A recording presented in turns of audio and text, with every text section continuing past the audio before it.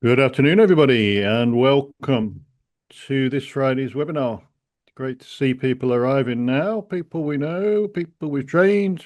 Oh, people from different countries. Fantastic. Not just UK today, people from all around the world. Wonderful. I'll just give another half a minute or so for more people to get here. We were just saying we get a lot of people sign up to these webinars just to watch it on YouTube afterwards and not to have the benefit of the live experience. But you guys are all here for the live experience and to be able to chip in if you want to. Just give it another few seconds for a few more people to arrive. We're getting about one a second arriving at the moment. On this rainy afternoon, we were just discussing the weather, of course, before people arrived. It's really grim here in Derbyshire. I don't know how it is where you are. We've got lashing rain, freezing cold. It's one of these days where it never quite gets light. And one of these days where I question why I live in the Northern Hemisphere in the UK. I could be somewhere warm. We've got the same in London. Uh, all right. I'll wait till it gets to 40 and then we'll crack on. It's only 1 minute past. So 37, 38. More usually arrive between sort of 12 and 5 past. We generally get quite a few people come during that window. It's 40 people here. So hi everybody. I'm Mike Talbot. And another face you'll see on screen is Johanna Whelehan, who's our mediator today, with whom I'm going to have a conversation. So this is a series of our webinars, which we started in our 25th anniversary year. Didn't know it would, but it really caught on. And so we've carried it on. So this is an opportunity for you to join us where I have a conversation with a mediator, Johanna, today, and we talk about Johanna's background, where she's come from, anything that sort of comes up really, a couple of topics around being a mediator, doing mediations, and everything that's involved there. So you're all very welcome to join us on this webinar. We've got the chat box within Zoom. If you want to pop a comment or question in the chat box, you're welcome to do so. If you want to put your hand up and say something, you're also very welcome to do so. We try and make it interactive. Down the bottom, if you're not familiar, there's the heart symbol and the react button. If you press the right arrow there, it shows you a hand and you can pop your hand up and it'll either catch my eye or catch the eye of Scott, who's also on the meeting, and we'll invite you to say your comment or ask your question as we go along. So first of all, over to Johanna. Johanna, thanks very much for coming and joining us this afternoon. My pleasure. Um, What a lovely way to spend the afternoon, or the beginning of it anyway, talking about mediation with a bunch of pals. yeah, Thanks sure. for having me. Great stuff. So let's dive straight in. So we do these conversations so that people can see, what it's really like to be a mediator, your experiences, your background, and how it is doing what you do. So let's go back to where you came from, Joanna, really, and your sort of professional career. What's your sort of professional background? Hmm. Yeah, so thanks for having me on because this actually invited me to think about how I landed in mediation. I feel like I was circling it, right? For some years before I found it. I started my career in publishing. I was in legal publishers for some years in editorial and then in project management. And this is one of my origin stories, Mike, in terms of what kind of drew me into mediation, I suppose. We at that time were migrating from traditional publishing into digital publishing. So you can imagine it was kind of like the early 2000s. There was a lot of confusion. People didn't know what we were doing, but there was a lot riding on this transition. So we had a lot of stakeholders, a lot of unknowns, and it went badly. Right? It was a big process. We were trying to migrate all these titles with associated authors who had a lot of ego, right? Barristers, QCs, um, and a big project which was moving this stuff into a digital realm, lots of unknowns. So we talked about it, we planned it, and it still went really badly, right? We didn't talk properly, right? We didn't set out the requirements properly. We made a lot of assumptions. This could be ringing bells for people because we didn't really know what we didn't know. And so the talking didn't happen. And we made so many assumptions in each of our departments. We had editorial, we had publishing, we had digital. So the process went on for a really long time, and we lost a lot of money. We lost trust of authors. We lost internally. We spent a lot of time talking about it. So it was a real incident in my professional life early on. Where I was like, "Wow, that could have gone better."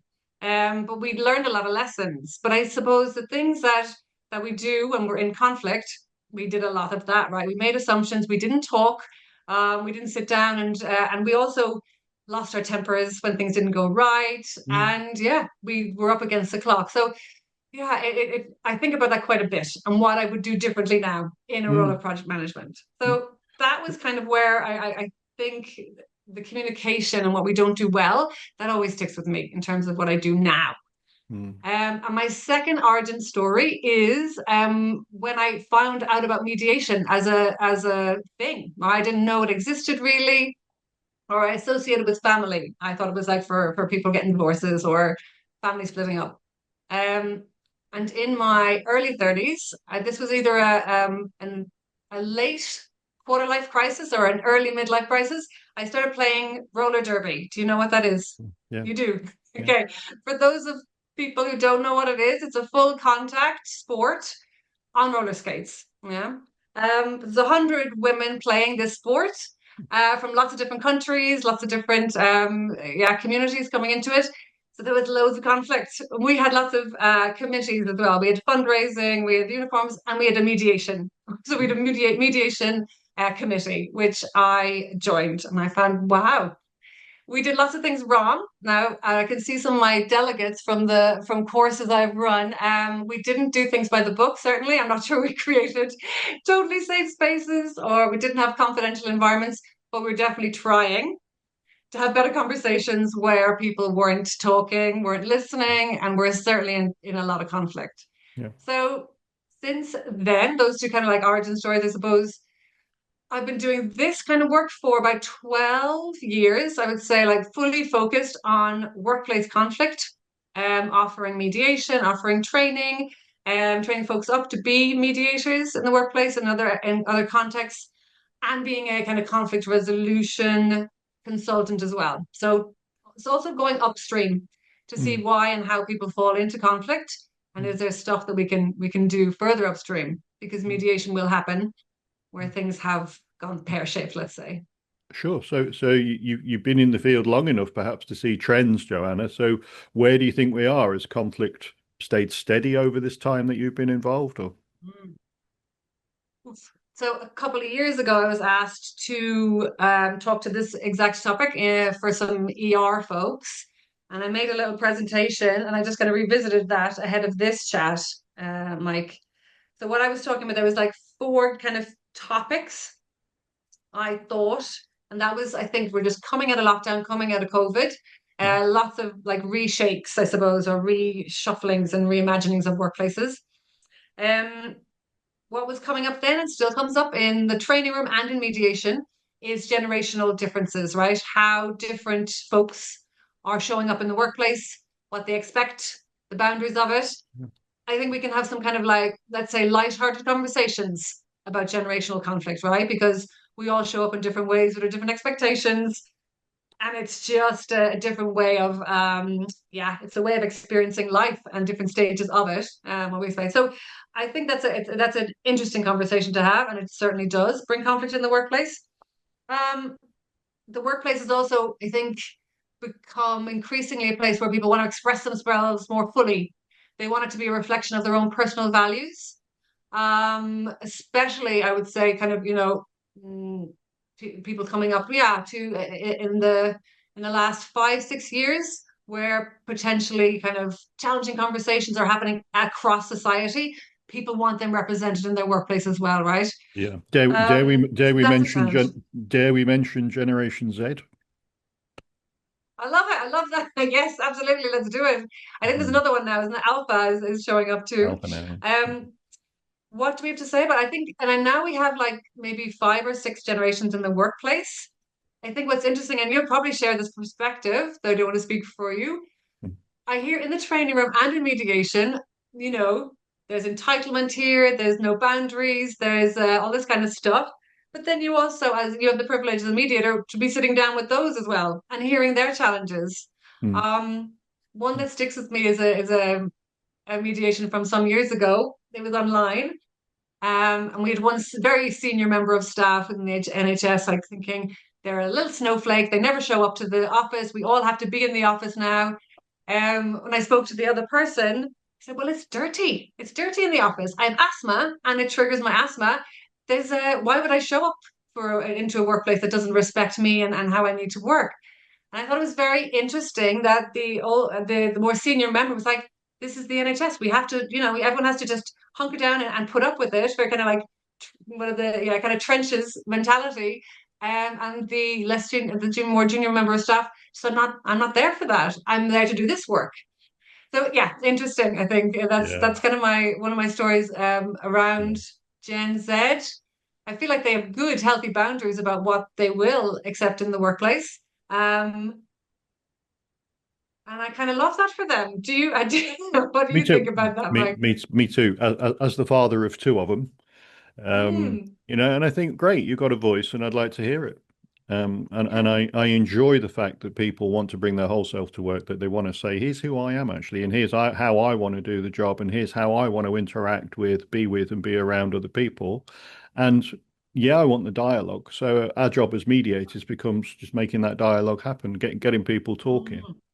Mm, And I think it's unfortunate. I say the Gen Z thing, a bit tongue in cheek, because it's unfortunate. It's just another way of stereotyping people, and the thing that you're relating there, somebody calling someone a snowflake, it's unfortunately we've got lots and lots of different labels for different groups of people, you and I mm, included,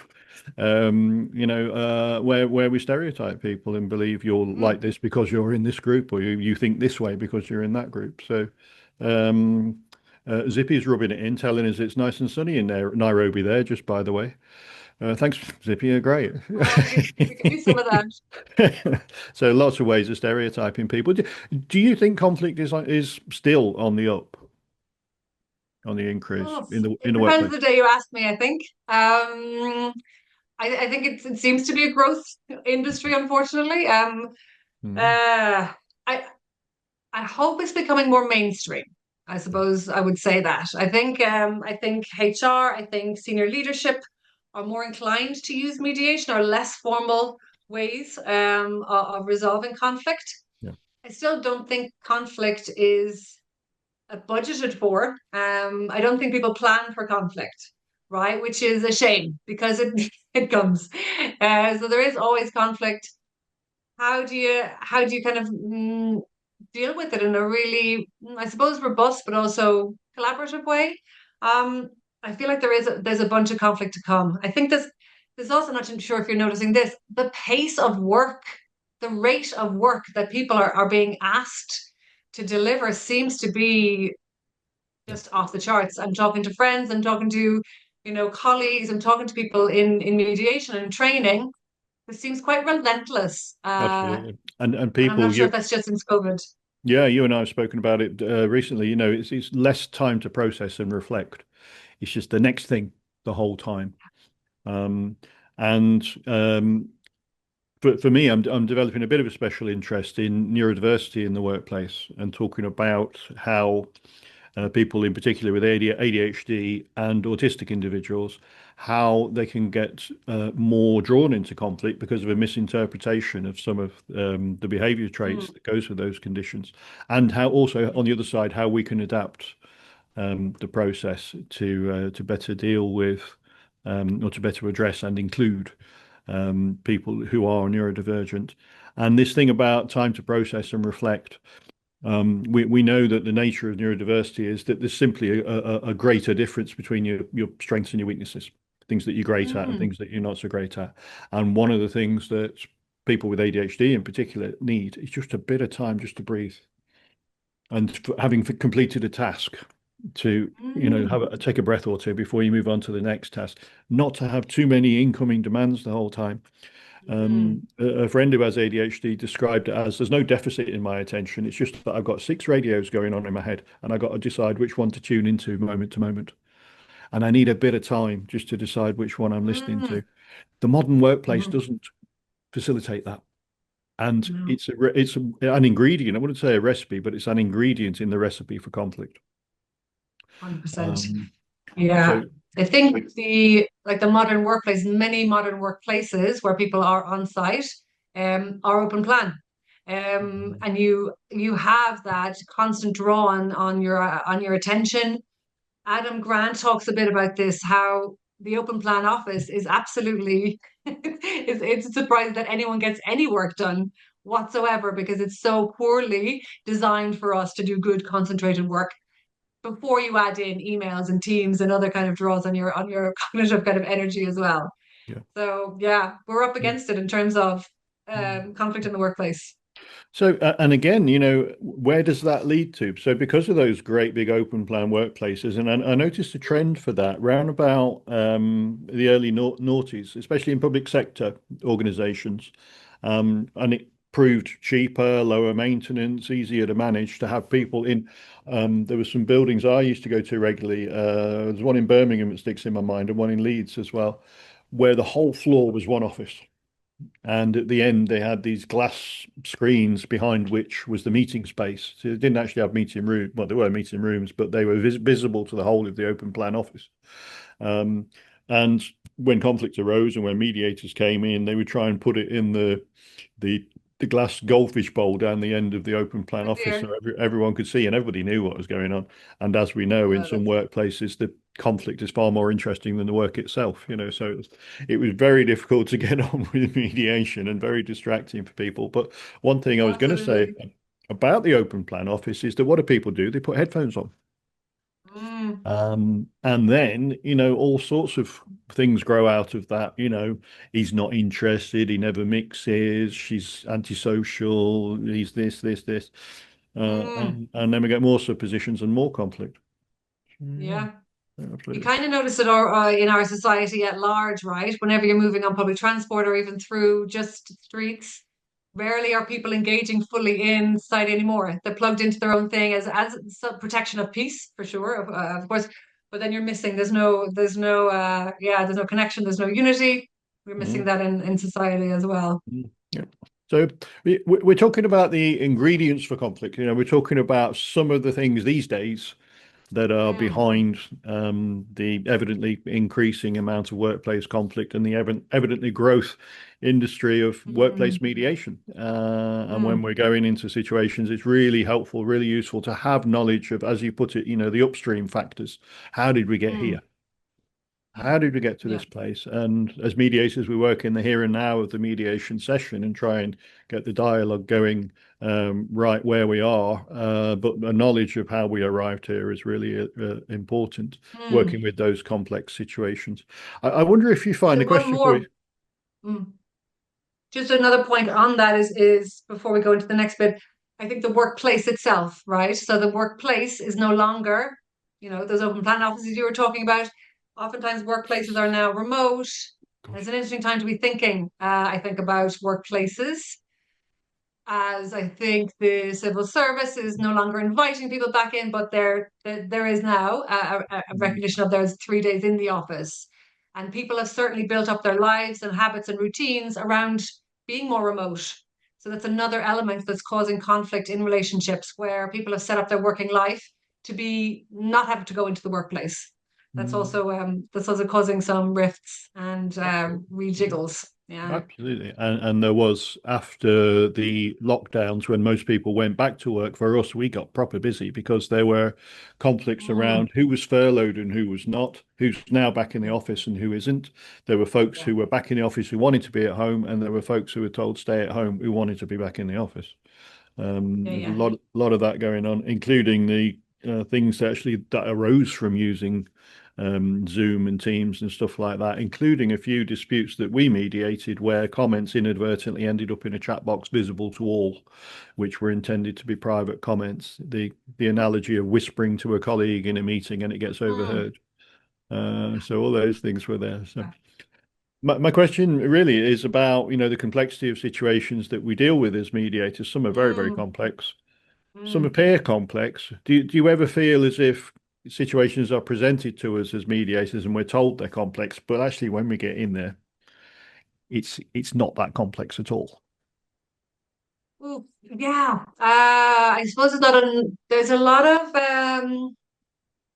what do we call it? Maybe conflict kind of puts out a fog, or like there's a drama noise around a conflict, because when we don't feel like we can be open and honest, we kind of start, things fester and they go underground, and we're not in a good emotional space. So I think we perhaps at that point overcomplicate the solution, Yeah. which oftentimes is a good, open, honest conversation. However, we were also talking recently about psychological safety, Mike, right? And where people, let's put inverted commas, need an open and honest conversation, they really don't want to have one, right? So it's just like Mm. it's so unattractive. And open honesty, let's be honest, and this is part of like what we always talk about, Mike, right? No one really wants to be in mediation, but you need it, right? You do need a place where you can talk openly and honestly, talk about the impact of stuff. But I think nowadays, I guess worryingly, I feel like maybe around 5 years ago, we started to hear about psychological safety migrating from processes like mediation, where you can almost, well, hopefully guarantee it or certainly create it. And now there's an expectation or a hope that leaders are able to provide it in workplaces, which is, it's a big ask, I think. So what was the question? The question was, are things more complex than they seem? Yeah, I think getting face to face and talking about it simplifies a lot of what stuff is. Yeah, what people are thinking about, or what people are construing as conflict. Um, and they can recognize, yeah, we are going to disagree, but can we do it in a better way? Can we be calm about it? Can we be collegiate and respectful about it? Can we even set up meetings to do it? Yeah. So I would say, yeah, I think the longer it goes on, the more complex it seems. But that's only because the emotions are getting more intense around it. Yeah, sure Yeah, thing. and Yeah, we all sure. do talk about it, like trying to get them talking as soon as possible, right? Sure thing. I mean, we Mm. always, across our panel, of which, by the way, Johanna's on the panel, UK Mediation panel of mediators and trainers, an esteemed member of our panel, very important member of our panel. We say mediation's quite simple. All you're doing is you're providing the opportunity, a space, and some safety and some boundaries where people can have a conversation. And the mediator's skill is how to get people talking. And the reason they're Mm. not talking is that they bottled up what needs to be said is not being said, and it's leaking out everywhere. So in their behaviours, acting out behaviours, what they whisper to other colleagues, how their performance is affected. These are leakages of some sort of anger or resentment that needs to be expressed through the front door, but actually it's leaking out the side and the back door all the time. And then it's the Totally. opportunity. It's giving it enough time to be able to do it. Now, managers, skilled managers and team leaders in organizations can actually facilitate conversations, as we know, and we can train them how to do that better. And Mm. it's just in that case, it's the manager having some skills, and he or she needs to create the opportunity, and they need to have the confidence to do it, to walk towards it. And I Yeah. think this is something else that mediators bring is that bit of Mm. nerve, having the nerve to walk towards those conflict situations. Obviously, it's our business, but in the within organizations, quite often the people that could be doing this are simply lacking the confidence to walk towards those situations, and they'd rather either walk away from them or put a formal process in because it feels safer. Mm. That's interesting. The bit around what one of the other things that kind of contribute to, I would say, unresolved conflict or conflict going on for longer than it needs to, or becoming worse, are those processes, right? Formal processes that you just mentioned there, Mike. And it's very understandable why people lean on them, because they're clear, they're in the policy, and if it goes to a tribunal, organizations need to show that they have, right, followed policy. But they can polarize people, they separate them. Meaning they don't get in the room, they don't chat because they're in the middle of a process and they have to get it to the end. But I've heard, if I had a penny for every time I heard this in mediation, if only we'd done mediation sooner. And I see some smiles on the round there, like every time almost. Had we tried mediation earlier, this would not have gone on as long. It would not have gone as entrenched as it did get. So yeah, that's one of the things that you can understand managers leaning on, and kind of saying, can you do this, HR please, or ER even, rather than having the confidence, I suppose, but also maybe Mike, the impartiality which a mediator can bring, where managers are worried about the repercussions afterwards. about having these kind of robust conversations. Yeah, is this going to come back to bite me? Am I going to have to wrestle with the grievance after this? Are people going to call me a bully because I haven't managed this conversation the way I actually wanted to? So yeah, it's very understandable for sure. Sure thing. And again, we often say, impartiality is the hardest thing to develop and maintain because Mm, it's not a destination really. It's more of a process. And I know, for myself, having done this for a long, long time, and you, Johanna, done it for a long, long time. Occasionally, our impartiality is tweaked. There's something mm, in there in the mix. There's something in the process that creeps up on us. A red flag or a button of our own that gets pushed or something from our mm. own history that we're carrying around and don't even realize it. And you've got to check yourself. Working with a co-mediator is really valuable in those cases, but also getting, sort of consultative support, somewhere to go, somewhere to offload cases. And it makes me think about the demand on practitioners, Joanna. I think as situations are more complex and as they're left longer and as the context in workplace is more going to dispose people to coming into conflict, with that whole very noisy mix that gives rise to conflict. And when then we come in to lessen the noise, to bring that courage to walk towards that conflict, to engender that impartiality, to get people talking in that very neatly bounded space. And I think it would be unwise of us to suppose that that doesn't have an impact on mediators personally. And I think, I think our self-care is quite important. What are your own thoughts about that? One of my favorite topics to talk about after. So one of the strings of what I do is train up new mediators a few times a year. It's always an amazing experience, right? It's a very intense course, and people they learn a lot, not just about mediation, but definitely about themselves. It's a huge experience. But we do make time. I asked them, and I nicked this off Dawn, who's also on our panel, asking people at the beginning of the course to think about what and how they unwind. What do they do to kind of like just bring themselves down after a big day? Because even in mediation, where you get to a good spot, it is sitting with a lot of negative, hard stuff all day, or however long the mediation process is gone. So in the first instance, is that trying to close up the stress cycle. Some chap recently said ironing. He does ironing after after a big day out. If he's had really like he's, and I was like, oh, I've never heard that before. Personally, that wouldn't work for me, but whatever it takes, whatever brings that kind of can to you. So the few things that we offer or we can do for ourselves, right? That kind of running home from a mediation, I don't know, getting a hug, is also closing the stress cycle. Just kind of like, where does that adrenaline go? Also that reflective practice. You mentioned co-mediation earlier, Mike. If we do have a co-mediator, brilliant. Yeah, we can talk about those hot spots and cool spots in the mediation. If stuff did come up for you, it's a great opportunity to be able to talk through that. So I Mm. suppose that's I mean, and reflective practice in maybe in the round, if you have a few mediators that you meet up with, maintaining confidentiality, but talking about this was hard, what have people done in this situation? So building up best practice as well is great. Yeah, I'm And a we talked also about supervision, right? yeah, I'm a massive advocate for reflective practice and supervision. We had Mm, Michael Lang on the Conversations with the Mediator some months ago, yes. who is Mr. Reflective Practice and has run Yeah. groups which people on our panel have taken part in, and quite a few people are familiar with from our panel. And I, from a psychotherapy background, where it's mandatory that you have those opportunities for Mm, reflective practice to keep your professional registration as a therapist, you have a regular supervision arrangement. The word mm. is unfortunate. It's something we've mentioned, Joanna. Supervision sounds like you've got somebody sitting with you with a clipboard, making sure you're doing it right. Yeah, Um, yeah. Consultative support is a better one, or the sort of reflective practice groups. Mm, And as you know, I run a number of groups and do some one-to-one supervisions with people as well. I was privileged to be trained with the people who wrote the book on supervision in the helping professions, um, Peter Hawkins and Robin Showett.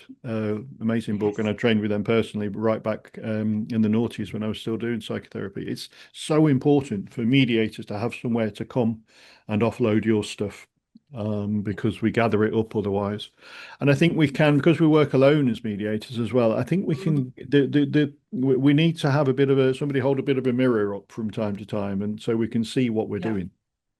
yeah, Yeah. yeah. Well, my dad would call it keeping you honest, I think, which is a kind of an Irish phrase of, am I still, I'm still meeting all my principles, doing what I should be doing as a mediator, and to unpack that and it's an odd kind of conversation, right, isn't it, Mike? Because no one is saying, yeah, Joanna, you were brilliant.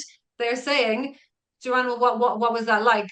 What happened then? And how did you respond? What was coming up for you? So it's like, and a kind of conversation that we wouldn't have ordinarily with a pal or a colleague. It's a different kind of space that we're creating so that our practice stays where it should be. We're also and we're learning every time. And are we kind of harvesting those lessons from each mediation that we sit in? Because we certainly are learning something new because conflict will manifest differently, right? For everybody who we sit with. And it's really important for us to, as we become better and more experienced mediators, to kind of get a hold of that and bring it with us as we practice and we continue to hopefully improve our practice. Sure. I think it's lifelong learning, and I am surprised sometimes that um, I'm continually surprised at the efficacy, the effectiveness of what we do is one thing I would say. All competent mediators, all of our excellent mediators on the panel, we do what we do, and these situations turn around. There was a referrer for some years where we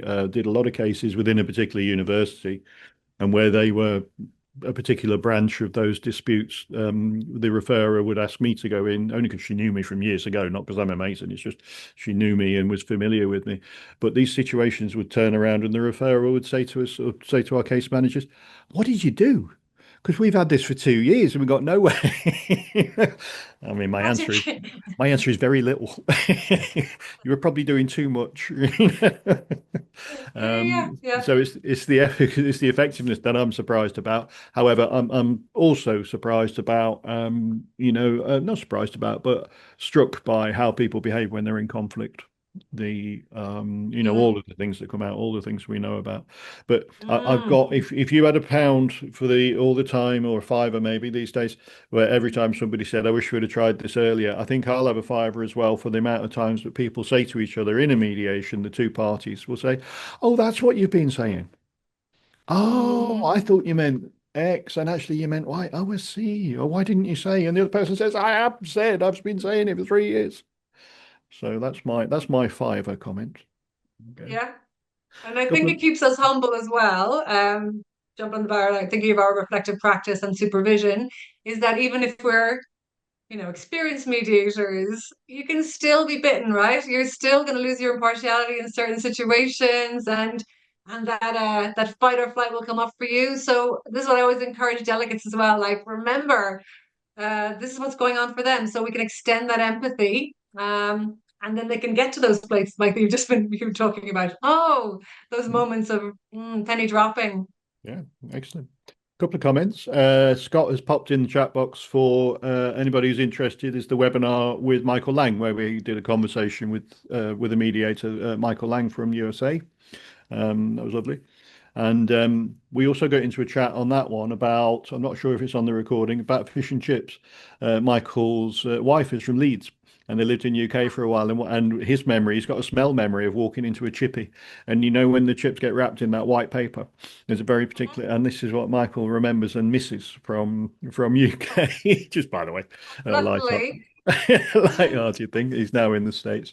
And we got a comment also from Pauline. Thanks very much. All Methodist ministers are in supervision. We meet with our supervisor 6 times a year. Brilliant. It's a good way for reflection on our role. Fantastic. Glad to hear it. Mm, And there's a lot of different ways that this can happen. We're just dealing with inquiry actually for supervision for designated safeguarding leads within schools. mm, There's an increasingly demanded role there in schools for safeguarding particularly with the vast increase in neurodiversity amongst young people, and children in schools, situations that can arise out of that, but out of all sorts, really, fueled by Yeah. social media, I'm sorry to say, but safeguarding leads Hmm. who themselves are looking for supervision. And the other thing that I do, I've got one of the groups next week actually, is practitioners who work in the homelessness arena, who work with families in which there's the threat of a young person becoming homeless, and they provide mediation in those settings. And it's again a very Yeah. demanding, a very taxing role. And Yeah. they come to us for supervision 4 times a year. I do a group online. Mm. Yeah. Yeah. Invaluable. So it's big. It's right big. Okay. So, Mm. you enjoy your life as a mediator, Joanna? It is such a privilege. I say this, it is. You kind of, as a mediator, you have access, I suppose, to such a breadth of industry, right? I mean, I've been in industries and sectors I would never have professionally been involved in, like financial services, boat building, right? High end, super fancy brands and artisanal stuff. So you really get access because conflict doesn't discriminate, right? It's everywhere. So you get access. Intriguing, I would say, and also as we flagged earlier, the stages of people's professional lives you're also kind of able to look at her and be involved in, I suppose. Um, and that kind of like kind of reflecting of what's going on in society, what are people bringing into the workplace, what are they struggling with? It's a fascinating area, but it gives you a bit of a kind of a skewed version of people's workplaces, right? I have to remind myself people also love being in the workplace, right? As well as being in conflict, was where I meet them is generally where they're having a tough time. Yeah, people do get on with each other from time to time as well, They so. do like it. Lots of fantastic workplaces, very collaborative. I Yeah, just sure don't thing. meet them there. Yeah, sure thing. Okay, we're just a few minutes to go, and I was wondering, there's quite a few. I recognise a few names, and you've got people that you've trained recently, and I recognise people who've trained on other courses with us recently as well, who were on today. What would be any sort of guidance or advice from a seasoned mediator, Joanna, with Mm, all of your the benefit of your sort of experience and wisdom to people who are coming mm, into this field relatively new? yeah. So what I would say off the bat, we chatted about this at the end of the mediation courses which I run, is to protect against any kind of skills fade, is practice your skills as soon as you're out of the room.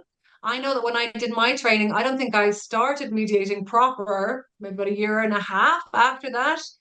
So you're kind of in your it's up to you, right, to keep the skills fresh, kind of like, okay, how would I be impartial in the situation, learning and listening. And I would say also, this is reading fiction. Read fiction, folks. It's especially new writers, young writers, there's a lot of different perspectives we don't consider, right, because they're not ours. So I find that a very useful way of exploring what's going on. And I mean, be um, um, open to managing situations which may not be mediation proper. So you might not get to do the whole mediation session, but you can certainly use the skills like summarizing and reframing in your normal work day, I would say. So yeah, I guess practice until you're in the room again would be what would be, and volunteer if you can, if your budget stretches to kind of like get some practice in and offer your skills to people to Yeah, see if you can help with conflicts people are yeah. experiencing. Excellent. I would back up all that advice. My own initial mediation training was when I was lecturing at FE colleges some years ago, and I was called on as an ad hoc mediator before I'd even trained, and then got some Mm, training in through that college, and I went out and did community mediation for a few years around the West Midlands, right. neighbourhood disputes, which were bigger than just one neighbour and one neighbour. They often turned into one street or one family versus another street and another family. Okay, Really yeah. good way to Oh, the embed the skills. training. Yeah, Wow. to embed the training and realize how it's not quite what it looks like in the classroom. But yeah, I would absolutely Mm, reinforce what you say. Just practice, practice, practice. Get lots of opportunities to try out your skills, not just in mediation cases, but elsewhere. Brilliant. We've got a little comment here from Tracy, Tracy Ellis, who says to you, Johanna, lovely to see you again, Johanna. You trained me. A fabulous experience. Glad to Oh, hear it, Tracy. wonderful. Have a That great week in Liverpool. Hello. was Nice to see Liverpool. you Yeah. again, Tracy. Great stuff. And we've got one from Mark Murray as well, which I'll read. It says, hi, Joanna and Mike. I'm qualified as a mediator in Ireland, the UK, and Germany. No practical experience. The approaches in Ireland, the UK, and Germany are different. The German process Mm, more structured, but facilitates direct communication between mediants, lovely word, while the UK approach typically uses more caucusing. Oh, okay. In a workplace mediation in the UK, particularly, are open communication between the participants more facilitated? We work joint session, Mark. So our model that we use is it's a model which is somewhere between facilitative and transformative, probably more at the end of transformative. So we are into dialogue, building dialogue face to face with parties. It's sometimes you need to pop out into a side meeting, but we don't use the term caucus. That more applies to commercial mediation, and certainly the standard commercial mediation model is all about caucus and separate meetings, which I hate. I'm not into it at all, and I think it doesn't work. So mm, my sweeping generalization, but when we commercial mediations, it's less our bread and butter, but we do commercials, but it's about dialogue building, and I much prefer to get people together, um, mm. even when, or especially when it's a commercial dispute. So Yeah. so I'm wondering about Mark. You may have done a commercial mediation training, which is all about caucus, but we're all about Mm. the joint meeting. Did you want to chip in there, Joanna?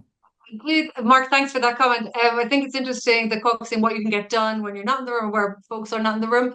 But I've had chats with employment lawyers, and even they will say like the good stuff happens when the lawyers are not in the room. So it's give it a go if you can, if the model will allow for that, to keep parties in the room with the mediator to see if there is more open and honest discussion that can happen there. Yeah, Yeah, excellent. because that is I think where the gold is in the mediation. Yeah, and I think I don't want to tar all legal practitioners with the same brush, but managing a direct argument, I'll call it an argument between the parties, is less. A lot of legal practitioners would feel less confident about doing that than they would with doing it in caucus. But I'm wary of generalising there. Some are really good at it, but a lot of legal practitioners will be less used to that. It's more about a quite a limited flow in separate rooms, or caucus, as you put it, Mark. Mm. Okay, right, we're just at the end now. I won't ignore your comments, Sally. Any top tips to building a business up? Well, what I would suggest is you have a look at our other webinar, which is all about becoming a workplace mediator. So how you might go from the training room into getting your first referrals, how to get the word out there about mediation, how to get known as a mediator. We'll pop the link in afterwards for that webinar, which is about becoming a workplace mediator. It's got everything, hopefully, that you might need in there, Sally. So that might be useful to you. All right, thanks very much, Mm, Sally. mm. Right, well, that just leaves me on this very, very rainy afternoon to say thanks very, very much to Johanna Whelehan, who's been with us this afternoon. We could talk much longer. Thanks a lot for coming along, to everybody, and for your comments and questions. A couple of links in the chat box that you might want to click on. The Becoming a Mediator webinar is there as well. So we'll leave you for now until our next Friday afternoon webinar. Thanks again. Cheers, Johanna. Do you want to say Yeah, goodbye? my pleasure. Thanks everyone, and thanks for having me. Excellent. Right. Have a great weekend, everybody, and we'll see you next time. Okay. Bye for now.